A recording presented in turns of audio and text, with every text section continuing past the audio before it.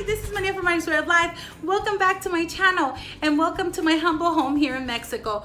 I am a first grade teacher, I am a mommy, and I am a planner babe. Today I'm going to talk to you a little bit about my experience of moving from 4th grade to 1st grade and a couple of tips here and there, my experience, and a couple suggestions for you. So if you're interested in watching this video, go ahead and stay tuned.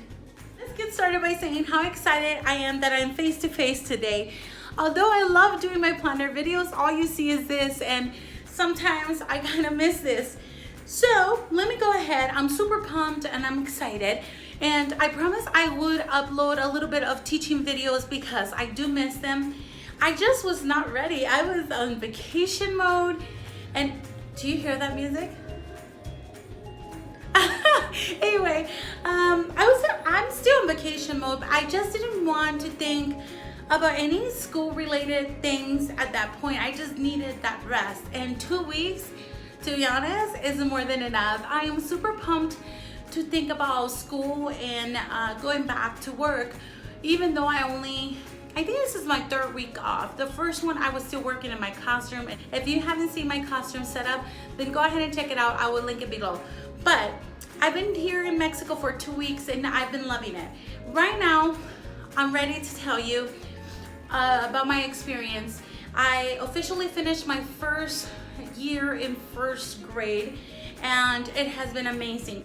I have been in the educational system for a lot of years. I was 19 years old and I am currently 38, I think. I'm not afraid of age, but I think I'm 38. So I've worked from TK, transitional kindergarten, preschool age level students, all the way to 7th grade.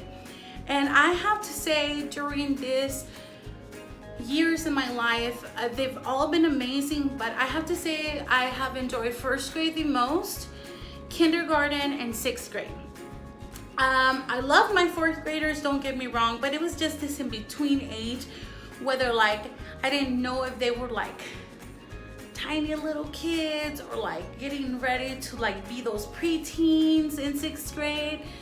So all the kids I've enjoyed, all the grade levels I enjoyed. But let's get to the meat of this video. I'm gonna go ahead by telling you 3 things that I really am grateful that I did this year and that I didn't shift. Sorry, it's super hot here and I turned off the fan because I didn't want all the noise in the video. But one of the things is my high expectations. I think having those high expectations coming from being an upper grade teacher were a forte to my classroom this year. So I don't think I'm changing that.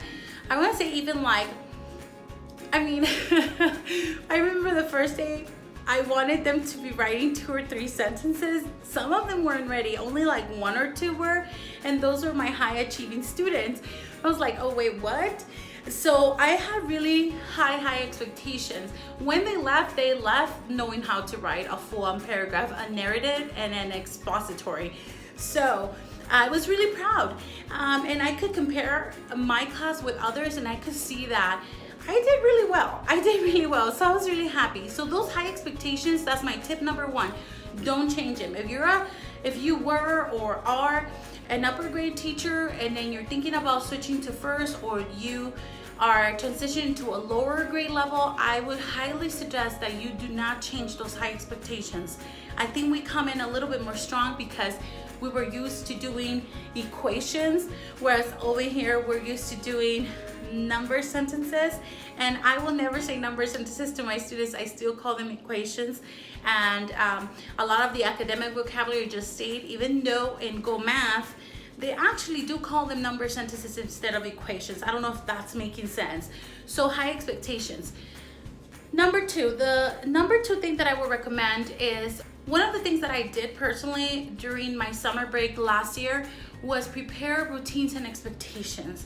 And by that, I mean having a set schedule and knowing what you want to do. Now, I did change my language arts time and my math during the year because I was trying to get adjusted.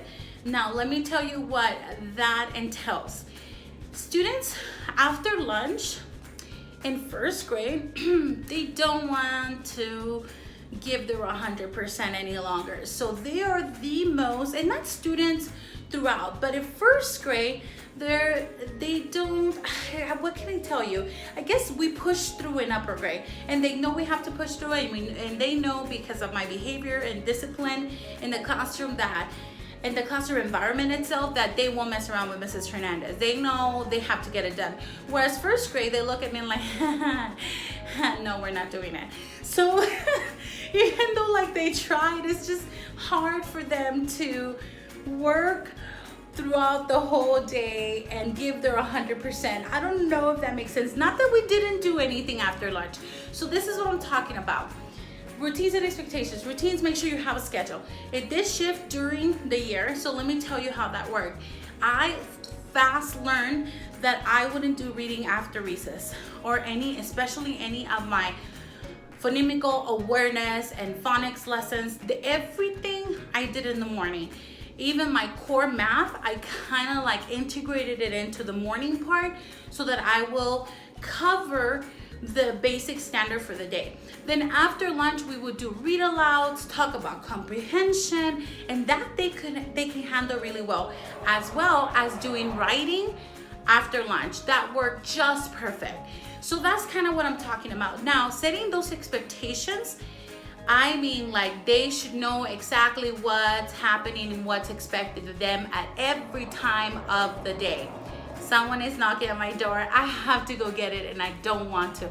Give me 1 sec. Okay, one of my cousins is coming in. I truly apologize. That way it's so hard for me to, hey, that's my daughter, to create these kind of videos. But okay, so expectations, yes. Make sure they know exactly what to do. And that's, again, across all grade levels. But in first grade, it will either make you or break you. So make sure you do have them. Like if you said this is the restroom policy or rule in the classroom, then you stick to that during the whole year, because then if you switch things around, they will mess around. They will be like, oh, well, she wasn't consistent, we're good.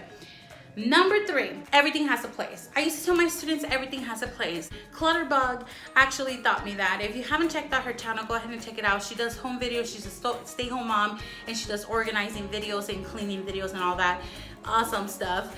But what I mean by that is everything needs to have a place and be labeled. Students are really successful in an environment where they know where things are and how things are labeled in the classroom. All right, sorry, I don't know, I'm just feeling like it's a broken video right now, but I apologize about that. So what I was saying is everything and anything is labeled. I'm already like the label queen on my campus, so I'm a little criticized for that, but let me tell you, those kids were able to put everything back in place, neat, and without me having to say it 3 times in matters of seconds, really, because I would put the timer for 1 minute. And even when it was a fun Friday, and if I have parents here watching, you are witness to it. Sometimes I have my parent volunteers there, and some of them are subscribed to my channel. And I would say, oh my goodness, they would see my classroom and they're like, oh my God, like it's a mess officially. And I said, well, let's check it out. And I will give them a time frame. That timer is awesome though. Like if you give them a time, they have a goal and they will like want to police you like there's no tomorrow. So I will put the timer, I don't know, 2 minutes. I'll say, okay, you have 2 minutes to clean everything up. And because everything had a place, it's not a difficult task and they will get it done.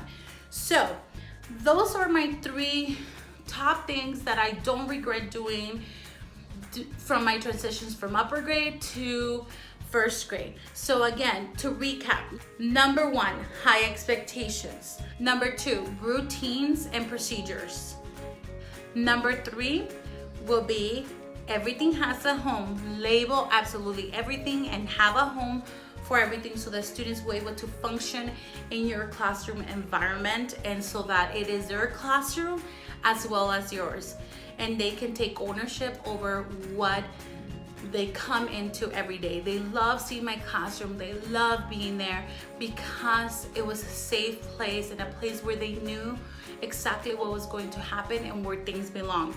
I think that was said a really good vibe in your first grade school year or in your lower grade school year. Now, a couple things that I want to mention before I let you go. Number one, don't forget to celebrate them. They love being celebrated. Make sure you do send a survey just to make sure you are sensitive to a lot of students' beliefs and whether or not they celebrate certain things, just so you know. That doesn't mean you won't do it. I think it would be respectful as well to celebrate those who do, because we are in a culture where, or we do live in, especially if you're in the United States, we celebrate a lot of holidays, and that's something that, you know, we have to respect as well. Even though I come from another culture, I respect other people's culture, and I think that's what I instill in my students. Number two, love them, love them, love them. Make sure you show them that they're respect, and you will be totally fine. Number three, have a super improver wall. If you don't know what it is, if you just put it on YouTube, you'll find it really fast and you'll know what that is. I had it in my classroom too. I did a setup in my classroom as well, so if you want to check that out, you can see it. I think I have a video on it as well, but just go ahead and put super improver wall and you'll find stuff. No big deal, and that's included with the love. So those are the three things that I recommend. I hope this helps. If you have any other specific questions, please let me know. But I know one of the question was, well, what specific activities can I do with the students? And I would say, being your first year in a lower grade, just go ahead and stick to the curriculum. Stick to the curriculum, and yes, get some activities in for holidays and stuff, but other than that, stick to the curriculum. Do not reinvent the wheel, and then you can start adding your own twist into things like in any other year. I love you guys. I hope this helps. Thank you so much for watching. Take care, but more than anything, God bless. Goodbye.